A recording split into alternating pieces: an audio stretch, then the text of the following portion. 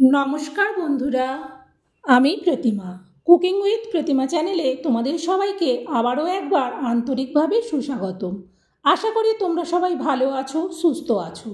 আমিও তোমাদের মতো বন্ধু পেয়ে বেশ ভালো আছি। আজকে আমি তোমাদেরকে খুব মজাদার একটা রেসিপি শেয়ার করব। একটা ডিম আর একটা পেঁয়াজ দিয়ে পুরো পরিবারের জন্যে একটা ডিমের রেসিপি।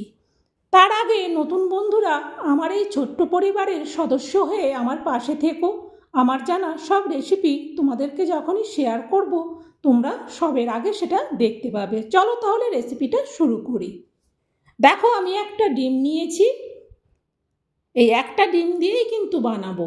আর একটা বড় সাইজের পেঁয়াজ নিয়েছি।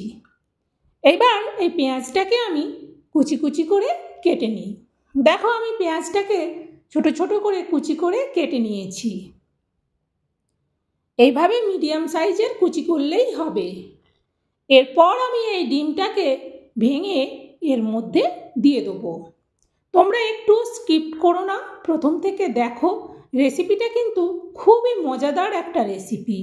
একটা ডিম আর একটা পেঁয়াজ দিয়ে কিভাবে পুরো পরিবারের মানুষ ভাত খেতে পারবে সেটা তোমরা নিজেরাই দেখো আমি কিভাবে বানাই।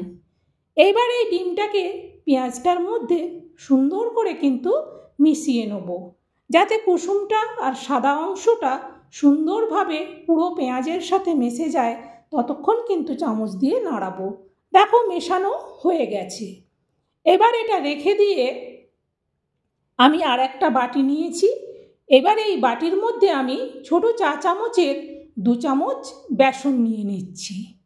এরপর আমি এতে দিয়ে দেবো হাফ চামচ লাল লঙ্কার গুঁড়ো, আর দেব পরিমাণ মতো এতে হলুদ, আর দেব পরিমাণ মতো লবণ। এইবার শুকনো অবস্থায় এইটাকে সুন্দর করে আমি মিশিয়ে নেব।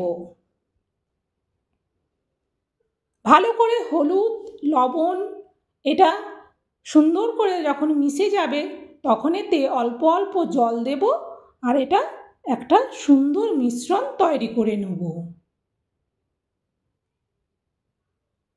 একটুও যেন ডালু ভাব না থাকে, পুরোটা বেশ ভালো করে চামচ দিয়ে অনেকক্ষণ ধরে ফেটিয়ে নিতে হবে। একটুও যেন বেসনের ডালু ভাব না থাকে। খুব মজাদার রেসিপি, সবাই একটা লাইক দিয়ে দিও। লাইক পেলে রেসিপি শেয়ার করার উৎসাহ অনেক বাড়ে। দেখো, এবারেতে আমি কিছুটা কাঁচা লঙ্কা কুচানো দিয়ে দিলাম। লঙ্কা ঝাল তোমরা যে যার টেস্ট অনুযায়ী লঙ্কা ব্যবহার করো। সুন্দর করে এটা বেশ মেশানো হয়ে গেছে। এরপর আমি যে ডিম আর পেঁয়াজটা আলাদা করে মেখে রেখেছিলাম সেইটা এবার এর সাথে সুন্দর করে মিশিয়ে দেবো।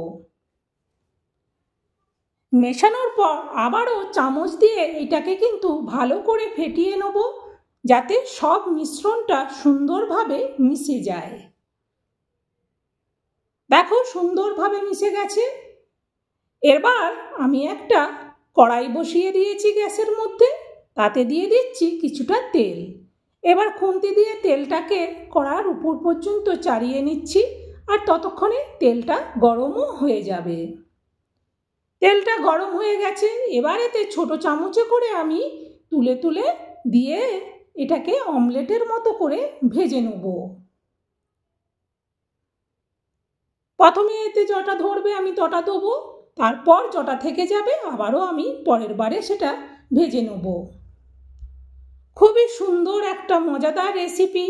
একটা ডিম আর একটা পেঁয়াজ দিয়ে পুরো পরিবারের সবাইয়ের ভাত খাওয়া হয়ে যাবে এইরকম একটা ডিমের মজাদার রেসিপি। তাই বন্ধুরা, তোমরা কিন্তু কমেন্ট করে জানিও আমার এই মজাদার রেসিপিটা তোমাদের কেমন লাগলো। আর অবশ্যই এটা একবার বাড়িতে বানিয়ে দেখো, খুব সুন্দর লাগে। সুন্দর লাগে বলেই কিন্তু আমি বন্ধুদের জন্য শেয়ার করছি। দেখো, ভাজা হয়ে গেছে, সবগুলো আমি তুলে নিচ্ছি। এবার দেখো, আমার কিন্তু অনেকগুলো ভাজা হয়েছে। দেখো, অনেকগুলো ভাজা হয়েছে। এরপর আমি একটা মিডিয়াম সাইজের আলু কেটে নিয়েছি। চৌকো চৌকো কিন্তু একটু পাতলা করেই কেটেছি। এরপর আমি তেলের মধ্যে সব আলুগুলো দিয়ে দেবো। সব আলুগুলো দেওয়া হয়ে গেলে যতক্ষণ না আলুটা সুন্দর করে ভাজা হয় ততক্ষণ কিন্তু খুন্তি দিয়ে উল্টে পাল্টে আলুটাকে আমি নাড়ব। ভালো করে আলুর যাতে সব দিক ভাজা হয় সেইটা দেখে নেব। সুন্দর করে কিন্তু আমার আলুটা ভাজা হয়ে এসেছে। যতক্ষণ না ভাজা হবে ততক্ষণ কিন্তু এটাকে ভাজবে।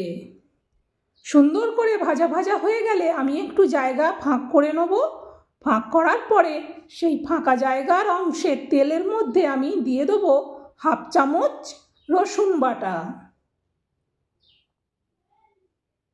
আমার আলু আর ডিমের পরিমাণে আমি 1/2 চামচ রসুন দিলাম। তোমরা যদি আলু আরও বেশি দাও তখন একটু রসুনটা বেশি দিও। রসুনটা দেখো বেশ সুন্দর ভাজা ভাজা হচ্ছে, কি সুন্দর একটা সেন্ট বেরোচ্ছে।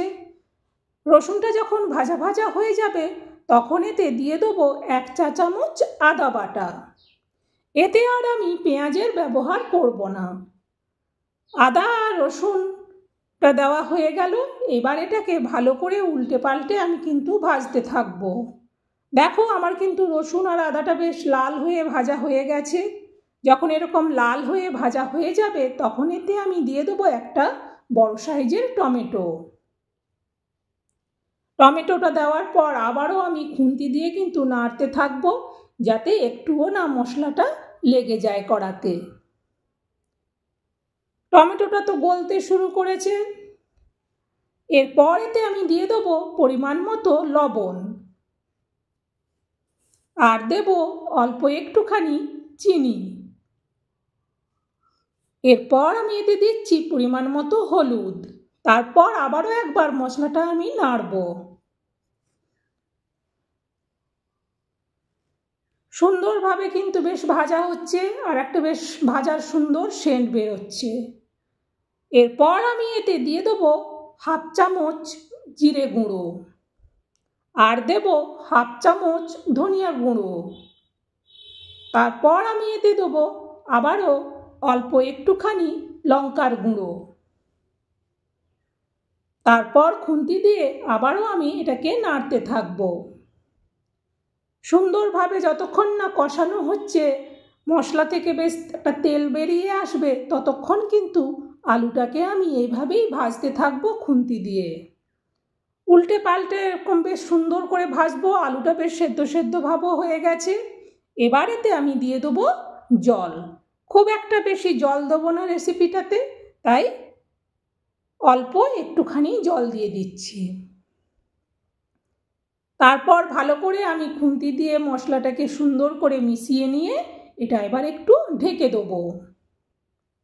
মিনিট 5 বাদে ঢাকনাটা খুলে দেখে নিচ্ছি রেসিপিটা কিন্তু ফুটে গেছে। এইভাবে যখন ফুটে যাবে তখন এতে দিয়ে দেবো কিছুটা ধনেপাতা কুচি। ধনেপাতা কুচিটা দেওয়ার পর খুন্তি দিয়ে ভালো করে রেসিপিটা নেড়ে দেবো। তারপর এতে আমি দিয়ে দেবো ভেজে রাখা ডিমগুলো। এইভাবে একটা ডিম আর একটা পেঁয়াজ দিয়ে রেসিপিটা বানিয়ে দেখো। বাড়ির সবাই খেয়ে খুব প্রশংসা করবে, কারণ রেসিপিটা সত্যিই খুব সুন্দর লাগে খেতে। আবারও একটু ঢেকে দিয়েছিলাম। তারপর আমি ঢাকনাটা খুলে নিচ্ছি। এরপর আমি এতে দিয়ে দেবো 1/2 চামচ বাটার। বাটারটা দিলাম, এতে করে সেন্ট আর টেস্ট দুটোই ভালো হবে। বাটারটা দেওয়ার পর এবার আমি এটা নামিয়ে নেব। নতুন পুরনো সব বন্ধুদেরকে বলবো, যারা এখনও লাইক দাওনি লাইক দিয়ে দিও। আর অবশ্যই কমেন্ট করো আমার এই একটা ডিম আর একটা পেঁয়াজ দিয়ে পুরো পরিবারের জন্য ডিমের রেসিপিটা তোমাদের কেমন লাগলো। আর শেয়ার করতে ভুলো না কিন্তু, যাতে এইভাবে মজাদার রেসিপি সবাই বানিয়ে খেতে পারে। তাই তোমার বন্ধুবান্ধব আত্মীয় পরিজনদেরকে আমার এই রেসিপিটা শেয়ার করে দিও। বন্ধুরা, এত সুন্দর একটা রেসিপি দেখালাম, সবাই আমাকে এভাবেই ভালোবাসা দিতে থেকো। আবার পরের রেসিপিতে দেখা হবে। ততক্ষণ কিন্তু তোমরা সবাই ভালো থাকবে, সুস্থ থাকবে। আবার আমি হাজির হব তোমাদের কাছে ঠিক মজাদার এরকম আরও নতুন নতুন রেসিপি নিয়ে। আজকের মতো যাওয়ার পালা। বন্ধুদের ছেড়ে যেতে ইচ্ছে করে না, তবুও তো যেতে হবে। টাটা।